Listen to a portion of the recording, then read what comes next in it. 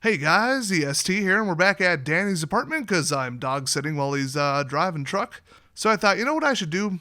Drag over every single LED appliance I have and test them all out to see what the best, cheapest DIY emergency durable lighting system is. Because, sometimes you get extended power outages and you need just the bare minimum to see where you're going and not bump into stuff and trip over stuff in the dark. Because the last thing you need is absolute darkness and then trying to treat an injury because you fell over something. So you might be saying, well, that would never happen because I'll just take my cell phone out of my pocket and hit the flashlight button. But that battery is really valuable. That is the one device you want to keep as topped off as possible because you want to keep checking, hey, are the towers back up? Are they up right now? How big is the outage? Can I get a map? Can I report it? Can I check the weather report? So you need that. However, if any of these solutions require a little bit of assembly that you wouldn't normally be able to do in the dark, I did allow for that because you could turn on the flashlight for like a minute or two. So let's jump into the solutions. I've got a really cool one first. Alright, so this right here is the cheap stick-on ones. I really like these. There we go. Lights up the closet, but check this out. Not bad. You'd have trouble lighting up a whole room with this, maybe? And the runtime on this is, I'd say, it gets dimmer and dimmer, but maybe 10 to 30 hours in that neighborhood. So not too bad. Hey, good guess. I found them, and it says 20 hours, so you get about 10 where it's bright enough and then it really starts to fall off. As long as you put these in like every closet, every door frame, somewhere out of the way so you don't see them all the time, and then remember where they all are, you could just find them completely in the dark, let alone with your cell phone. So if you want to look them up, the model number is BL-5475-CC. It's from Panther Vision, and they're sold at a lot of hardware stores. So those pictures are photoshopped, and the packaging says 17 hours and 13 lumens, and then the specs say 20 lumen and 20 hours. Welcome to cheap Chinese electronics, but it runs on two CR2032 batteries, and I don't know about you, but I've got a couple 50 packs of those, mostly for my gun accessories. Oh, and you can get ones with a 30-year expiration date, too. Those are not that expensive these days. I'll run the whole video, brightness versus cost versus ease of use versus stealth mounting. This wins. I don't like the 1 to 2 night runtime, though. That's not great.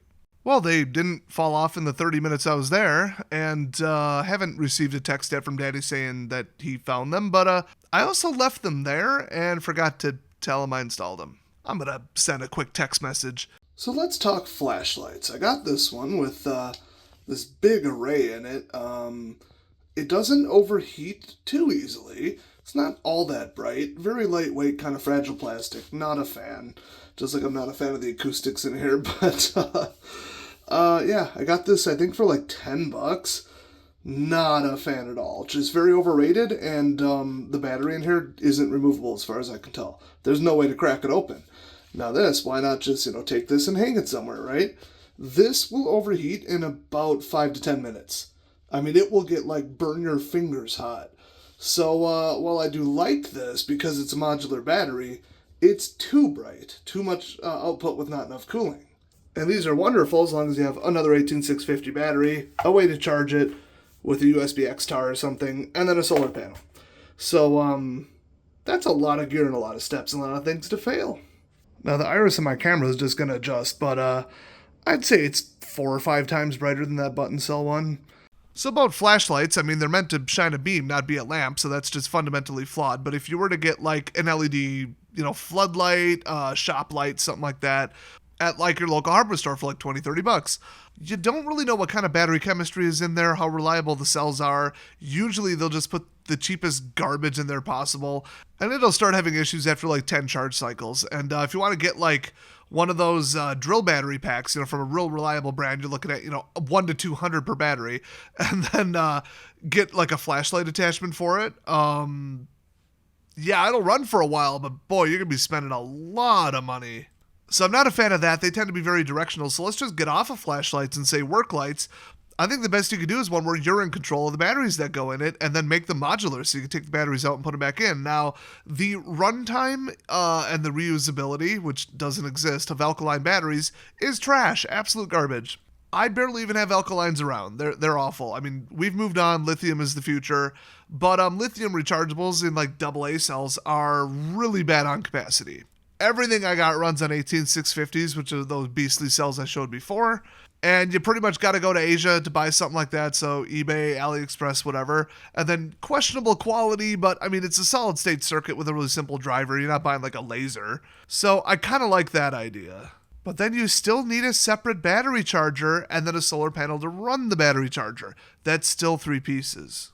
Can we do better? Well, with this next one, this gets interesting. Okay, so what's going on here?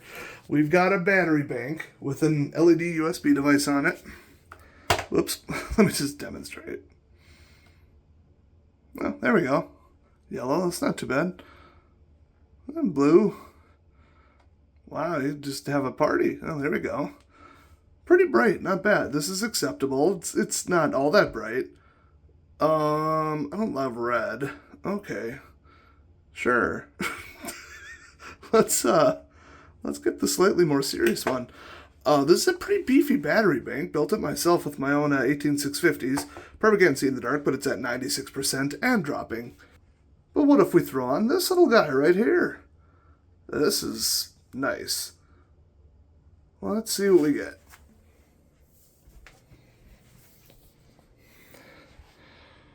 Oh yeah. Oh yeah, that's nice. That'll light up a whole room. A big room. So this is the battery pack I got. I got one black, one white. And yeah, it was kind of pricey. After shipping, it was like $15, and it doesn't come with batteries. You have to supply your own 18650s.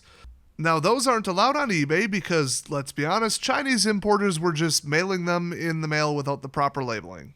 And you cannot put loose lithium batteries on an airplane, so you're supposed to label it as such, but they wanted faster shipping, so they ruined it for everyone. Thanks. They're also not allowed on Facebook, and I think I heard they're banned from Craigslist, so it's almost impossible to find bulk 18650s, or small quantity bulk, I should say. And if you just go to a battery store, they're like 12 a piece for medium quality ones. I know some sites where you can buy a 100 pack for like $180, and they're really, really good ones though, so, you know, just is what it is. Might have to do a group buy or something. But on the screen, of course, is also the light I got. I bought a couple different, versions of this from different sellers from different countries, and they're all pretty much the same. They're all really good, really bright, and good, clean, diffused, easy to look at light. But what kind of power are we pulling on this thing? And we have our answer. 0.05 amps. Keeps dipping, that's kind of weird, but it was pretty constant before. This isn't the best measurer, but yeah, 5-volt output is dropping to about 3.3 to run the LED array, and 1/20th of an amp. Wow. So I attached this to my most beastly power bank. This thing costs at least $80, and it says it's about 0.9 watts, which, okay, and the runtime is over 59 hours. That is not messing around. Here's the problem, though. When I plugged it in, it doesn't draw enough wattage from just the open circuit to actually turn this on. It did nothing. I had to plug in something else to that A port and then really quickly switch it. And this power bank actually turned off after about a minute because it thought no load was there using the multicolor LED. And this one it seemed to not have a problem with. So when you're floating around that 1 watt, they might not be able to detect it. So instead of a DIY battery bank, because people think, oh, those are janky and unreliable, well, let me just tell you that if you were to buy just a random Walmart one or, Anker, for example, they're recalling 6+ models for fire risk because the soldering is garbage and the battery chemistry is also trash. And Anker is considered like a pretty medium quality company. Well, at least they were. So you can just buy your own battery bank, but I couldn't tell you what's a high quality one. I've been told RAV Power is pretty good, but I'm sure there's lovely ones out there, but people like to leave a review after 1 day, not after it lights their car on fire. So if anybody knows some like truly durable, really well built ones that aren't from Charge, because those are way overpriced and their cheap ones are absolutely terrible, I'd be very interested in hearing about it. But the one key feature for this particular use, besides, obviously charging your cell phone would be nice with this too, dual use, love it, is a manual on switch where you like tap the button twice or hold it down and it just turns on power to all USB ports for a little bit. I mean, I probably own 15 different models of these and almost all of them have a problem where if you underdraw like, under a watt, they just won't turn on. It is a very common problem. So why not cut out the middleman? Get a battery bank that has LEDs built in. There you go. Problem is, I've never seen one that's bright enough. These are like maybe a quarter watt a piece. I don't have a way to measure it really, but I'll show you what I mean about these not being very bright. Certainly should have used a static iris camera because that looks a lot brighter than it is, but this is really dark. I mean, you would barely be able to see what's going on.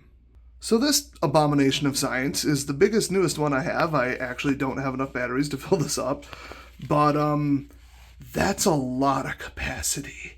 Now you can see that's pretty bright. Let's take a look. Okay. It's a little blue, but yeah, that's nice. I mean, small room, you can see what you're doing. My eyes adjusted to it. That's the bare minimum. Now, according to my calculations, that thing will run forever. Just like a month, I don't know. Like something outrageous. 1 watt versus 3,000 milliamp hours per cell times like what's even in there? 24 or something? This is the winner right here. So imagine this. You run this at, I don't know, half of a watt to 2 watts, we'll say, somewhere in that neighborhood. And then during the day, you just charge it up with one of these. As we know from the video, this style of them can direct output to USB and do about 4 or 5 watts. So you could charge it faster than it discharges, and there's more sunlight than darkness usually. So, well, at least in the summer. I think we've got a pretty good solution here, but that many batteries cost a pretty penny. So I haven't thoroughly tested this one. In initial testing, it seemed a little bit glitchy.